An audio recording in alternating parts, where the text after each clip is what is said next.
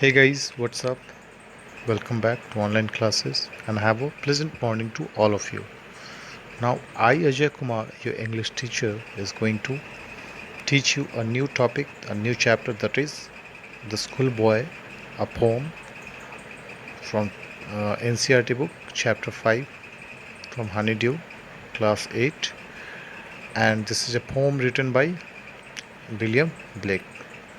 Now, we'll see how the schoolboy is being discussed, imagined, talked about in this poem. Schoolboy in the poem is not a happy boy, happy child.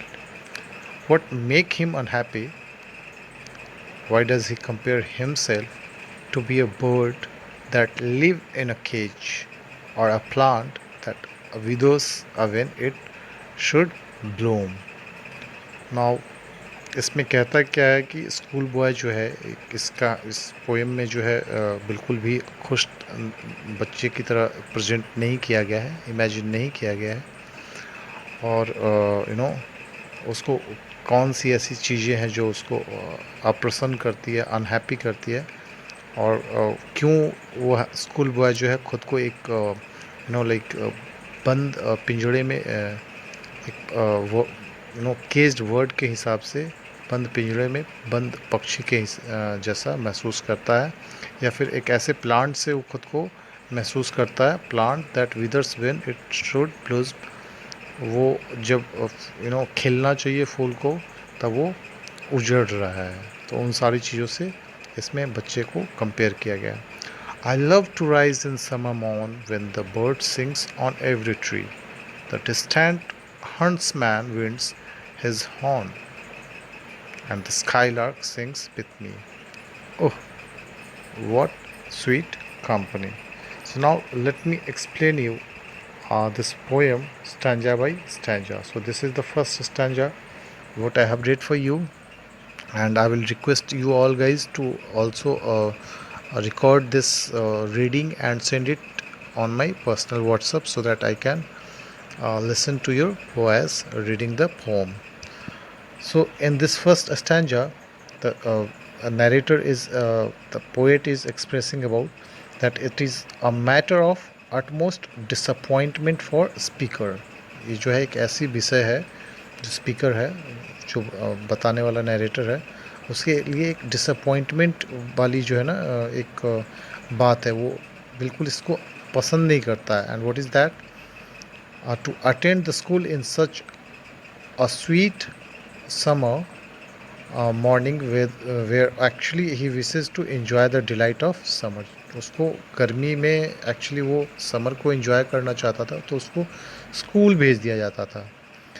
He is tired and even puzzled under the strict supervision of his teacher. वो जो है खुद को एक तरीके से कह लीजिए कि काफ़ी थका हुआ, काफ़ी और उलझा हुआ सा महसूस करता था, क्योंकि उसके टीचर का जो सुपरविज़न होता था स्कूल में काफ़ी तगड़ा होता था, काफ़ी कड़ा होता था.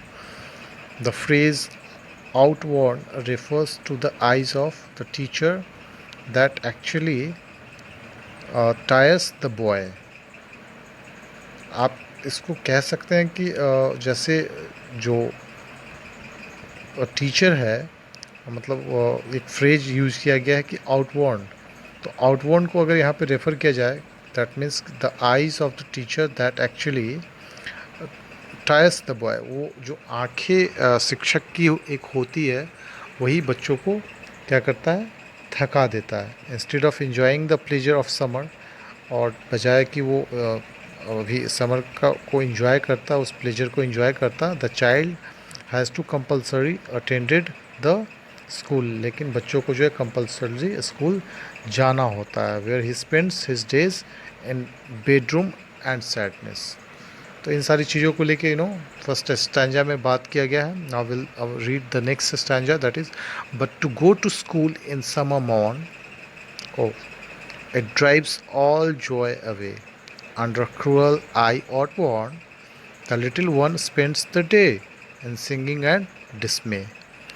Now this both para has been described in like first and second stanza, whatever I have just described just now, जो चीज़ें मैंने अभी डिस्क्राइब की उनसे रिलेटेड है। पहला जो मैंने आपको डिस्क्राइब करके बताया कि कैसे वो फ्रस्ट्रेट होता है, और दूसरा मैंने आपको बताया कि कैसे केज्ड वर्ड के हिसाब से उसको लगता है कि वो बंद है वहाँ पे।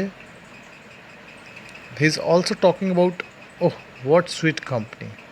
Now in this part you can say the boy like the chirping of birds. ठीक है, उस बच्चे को जो है वर्ड्स की चर्पिंग काफ़ी अच्छी लगती है, जो सारे ट्री पे बैठ करके चर्प करते हैं। The sound of horn blow by the Hunter from a distant field and Swift song of skylark. So in this means कि वो कैसे स्काईलार्क हाई करते हुए, जो skylark is mean kind of word, वो गाते हुए उधर से जो है उड़ते हुए चली जाती है। Now will go through and read third stanza. हम लोग थर्ड स्टैंजा पढ़ेंगे।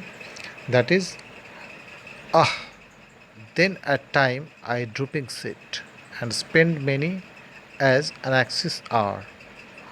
More in my book can I take delight, nor sit in learning's bar, born through with the dereer shar. Now in this stanza 3, the narrator says, the child expresses his tiredness. He sits unwillingly in the sea of boardroom.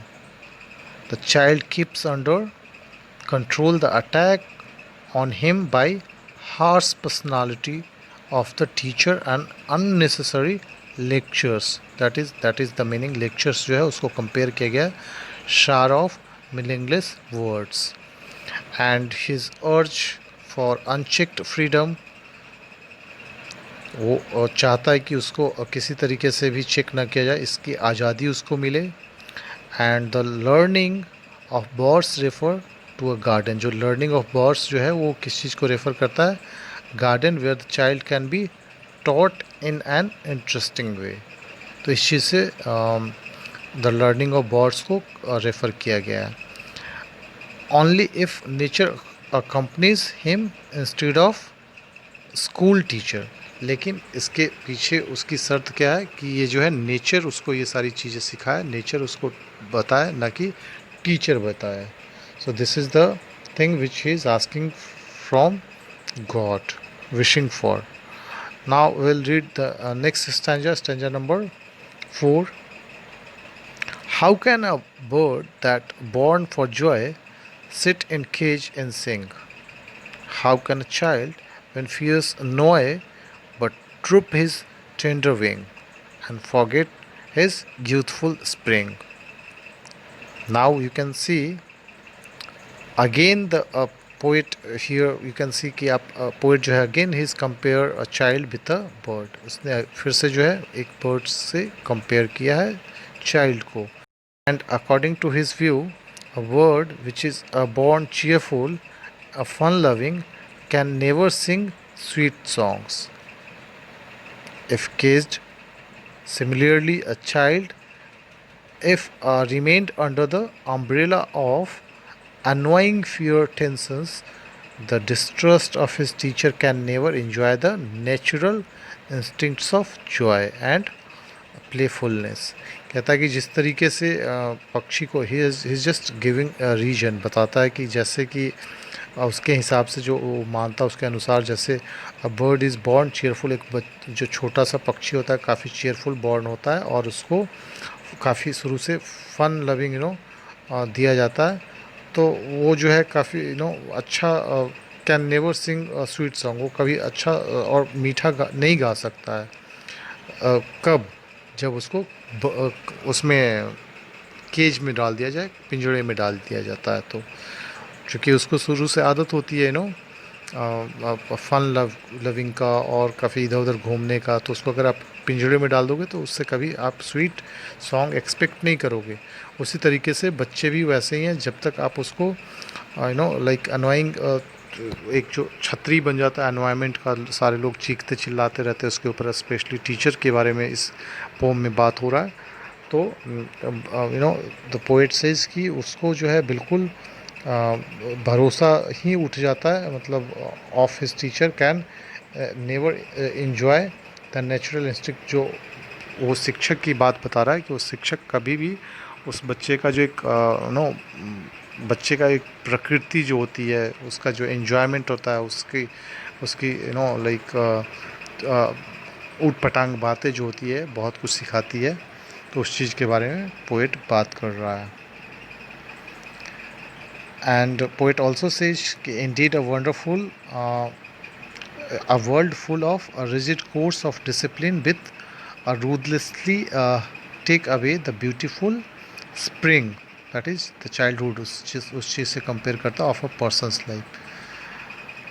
तो इसमें देखते हैं कि poet कैसे जो है इन सारी बातों को बता रहा है, कंपेयर कर रहा है, और सच में बोलता है कि और यह भी सच है कि world full of rigid course, एक ऐसी दुनिया जहाँ पे बहुत ज़्यादा डिसिप्लिन, ये करो वैसे करो इस तरीके से करो, कि कानून जो बने हुए, कोर्स जो बने हुए, पाठ्यक्रम जो बने हुए आपको पढ़ाने के लिए, तो वो जो है take away the beautiful spring, जो एक खूबसूरत सा जो बचपना होता है बच्चों का, उसको जो है वो किसी के पर्सनल लाइफ से निकाल लेता है।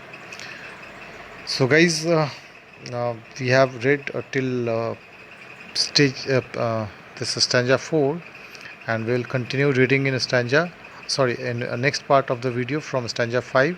We'll try to read stanza 5 and stanza 6, and we will also do the summary of the same chapter. So stay tuned with the channel and do subscribe it, because without your support I won't be able to reach where I have thought to reach.